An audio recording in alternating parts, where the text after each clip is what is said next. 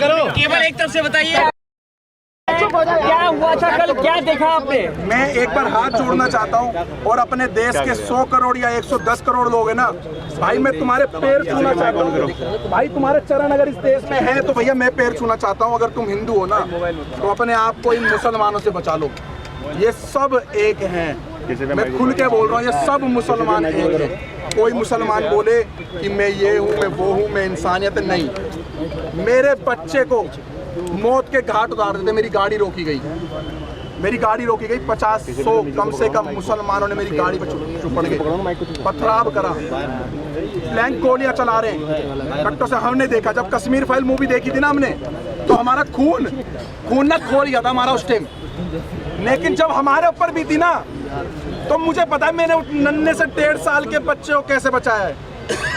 मैं मर जाता, मेरा बच्चा मर जाता, ये मेरी वाइफ मर जाती, अगर भगवान मेरा राम अगर मुझे बचा देता ना, तो मैं इस देश के संविधान, इस देश के कानून को साइड में कर देता। अगर मेरा बच्चा मर जाता, जहां पर इस देश का संविधान हमारे बच्चों को और हमारे परिवार को, सनातन को नहीं बचा सकता, जहां पर ये पुलिस आर्मी और हमारे देश को नहीं बचा सकती, आईपीसी धारा ही नहीं बचा सकती, जहां पर पुलिस वालों पे गोली चल रही है, जहां पे बड़ी बड़ी अधिकारियों को मेवात जैसे एरिया में डंपरों से कुचल दिया जाता है, तो वहां पर इतनी बड़ी यात्रा हो रही थी, 1 से 1.5 लाख व्यक्तियों की, सनातनियों की पूजा करने जा रहे थे, आराध्य करने, अपने आराध्य भोले शंकर जी की। तो वहां पर आर्मी कहाँ गई, आपकी पुलिस प्रोटेक्शन कहाँ गई? 500 पुलिस वालों से 1.5 लाख बंदों की सुरक्षा आप करवा रहे थे। 2 से 3 दिन पहले से उन्होंने चैलेंज कर रखा है, बरगली चौक पे जो आएगा मौत के घाट उतारेंगे। अच्छा एक बात बताइए, जो पत्थरबाज थे वो पसबंदा थे या अशरफ थे? वो सारे मुसलमान थे। आप पसबंदा नहीं होता जी भाई साहब। कब तब आप राजनीति करोगे? गुजर, जाट, बावन, दलितों को वहां पर ऐसा थोड़ा करके मारा जा रहा था। औरतों का मांग का संदूर देख करके पत्थर मारा जा रहा था औरतों के मुंह पे। हाथ पे कलावा देख के, हाथ पे तरसूल देख करके हाथ काटे जा रहे थे वहां पर।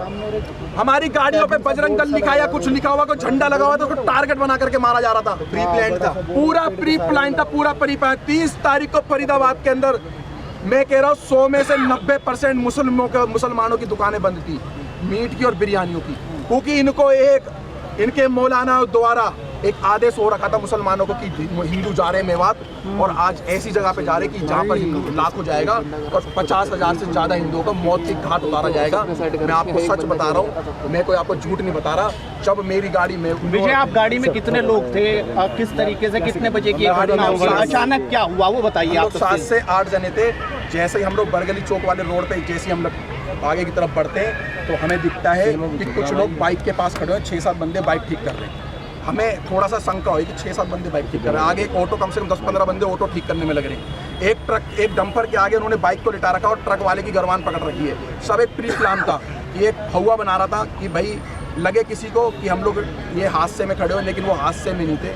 वो पूरा एक फ्रेम बना करके घेरने की इंतजार करते, जितने अंदर जा रहे हैं जाने दो।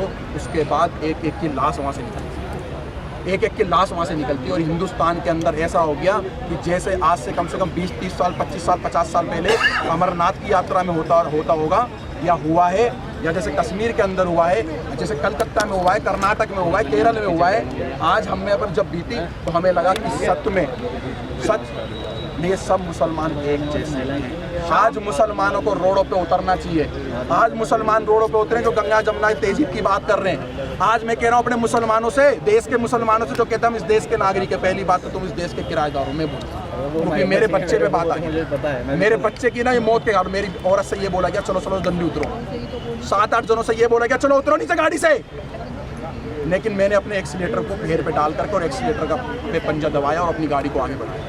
70 से ज्यादा गिरफ्तारी हो चुकी है, क्या लग रहा है? 70 से ज्यादा लोग थे, लाखों आदमी इसके अंदर इन्वॉल्व है, लाखों आदमी। और मैं खट्टर साहब का, मैं बीजेपी का विरोध नहीं कर रहा, मैं कांग्रेस का विरोध नहीं कर रहा, मैं किसी पार्टी का विरोध नहीं कर रहा हूँ। मैं साफ खट्टर साहब का विरोध करना चाह रहा हूँ आपके चैनल के माध्यम से। लेकिन नहीं, मेरी बात सुन लो पत्रकार साहब। खट्टर साहब का एक बयान आया है कि हमने आधे घंटे या 1 घंटे के अंदर पुलिस गई थी, सारा का सारा फेलियर और झूठ बात है। 3 घंटे तक उस मंदिर पे भी नहीं पहुंची। उसके बाद आप गाड़ी लेकर निकले, कहाँ गए, कहाँ पर आपने अपने आप को, अपने बच्चे को, अपनी पत्नी को, जो लोग थे उनको कैसे बचाया? बस भागते रहे। जहाँ पर हिम्मत टूटी वहाँ पेट्रोल पंप दिखा, पेट्रोल पंप में गाड़ी घुसेड़ दी।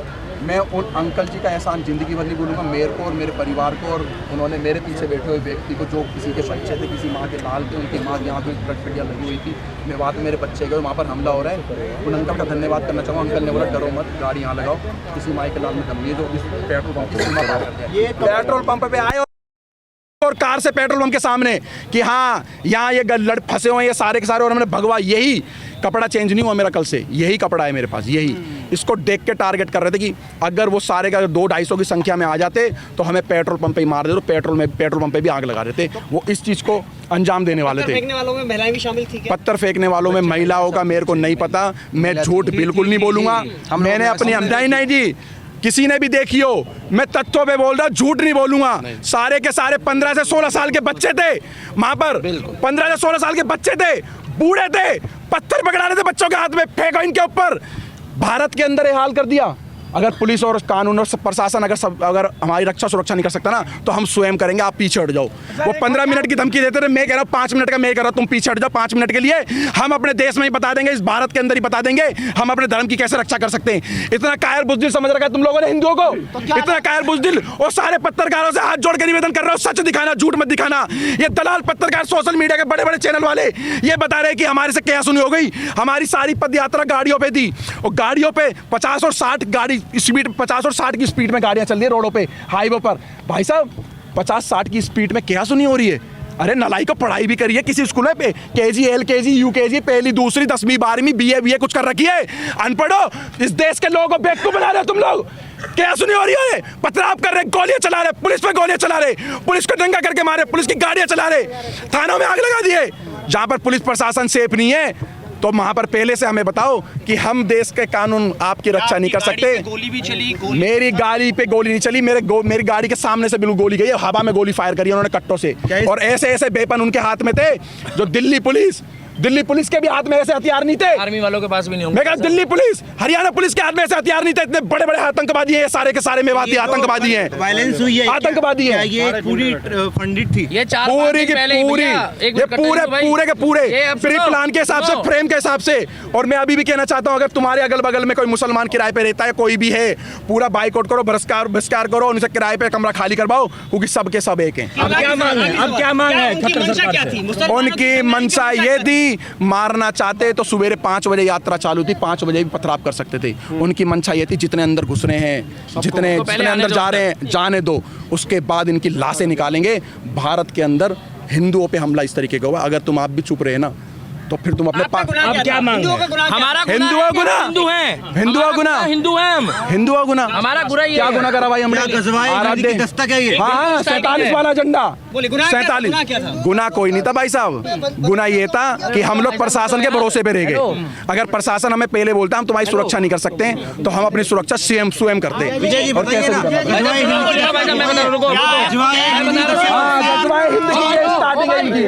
ये गजवाए हिंद करने की, एक इन्होंने डर का मॉल बनाने की सोचा कि हम देश के अंदर एक मॉल ऐसा क्रिएट करें कि डल का और भय का मॉल।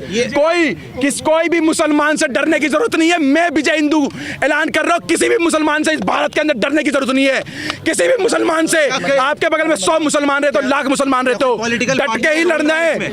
जैसे हमारे भाई, हमारे बड़े पूर्वज भगत सिंह भाई भी लड़े थे, महाराणा प्रताप और पृथ्वीराज चौहान भी लड़े थे, उनके वंशीज हो भाई, उनके वंशीज हो भाई। मैं एक बात और बताइए, क्या लग रहा है सरकार से कार्रवाई की उम्मीद दिखाई दे रही है? क्योंकि मानव अधिकार की बात आ जाएगी, सुप्रीम कोर्ट आ जाएगा। मेरी बात सुनो, कमलेश तिवारी उनके हत्यारों को अभी तक जो है सजा। हाथ जोड़ के विनती है, मैं सारे अपने नालायक देश के सुप्रीम कोर्ट के जजों से बोलना चाहता हूँ, सारे देश के IAS IPS कमिश्नर DCP साहब से बोलना चाहता हूँ, अगर मेरा 1.5 साल का बच्चा मर जाता तो कौन सा जज मेरे बच्चे को लाके देता? आओ बताओ मेरे को, विजय हिंदू को बताओ, कौन सा जज आता मेरे बच्चों को मेरे को लौटाता? 1.5 साल के बच्चे को मौत के घाट उतार देते, तो मैं भी प्रशासन और संविधान को साइड में करके इन जिहादियों से लड़ता, और चाहे मेरी जान चले जाती, मेरे बच्चे पे पथराव कर रहे थे ये लोग। जो महिलाएं फंसी हुई थी उनकी क्या स्थिति थी? महिलाओं पे गोली चलाई गई है, न्यायपालिका भरोसा, महिलाओं पे डंडे मारे गए, पत्थर मारे गए, महिलाओं के मुंह पे पत्थर मारे गए। भरोसा है आपका? मेरे पे नहीं,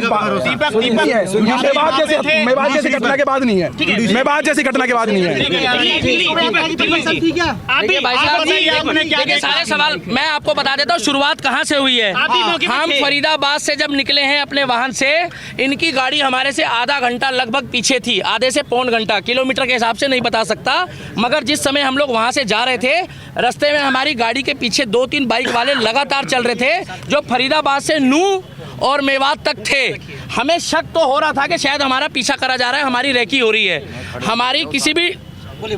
हमारी किसी भी टीम के पास किसी तरीके का कोई भी ऐसा सामान और ऐसी चीज़ें नहीं थी। अगर होती तो हमारे पास महिलाओं और बच्चों को हम नहीं लेके जाते।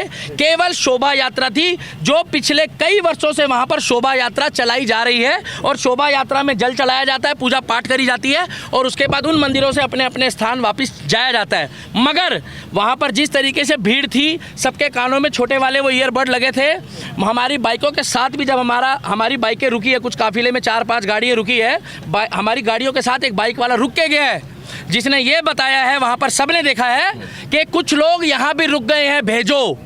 जब हमारे को बोला गया कि ना तो आप यहां से निकल जाओ, पीछे पत्थरबाजी हो चुकी है, और मेरे पास एक वीडियो भी है जब हम लोग वहां से निकले हैं। मैं अभी वो क्लिप नहीं दिखा पा रहा मोबाइल में। उस वीडियो में उस व्यक्ति ने साफ बताया कि सर यहां से आप चले जाओ, वहां पर प्लान बन चुका है कि कुछ लोग आगे फंसे हुए हैं, वो आ रहे हैं, और वो व्यक्ति ने खुल के बताया, मगर मेरी बाइक का नंबर मत दिखाओ। दूसरी बात यह है, हमारे आसपास से पत्थरबाजी हुई है, वहाँ पर बुजुर्गों ने चलाए हैं, महिलाओं ने चलाए हैं। सबसे बड़ी बात यह है कि ये बच्चों को पहले टारगेट करते हैं, छोटे बच्चों को आगे लाते हैं, जिससे उनकी जमानत हो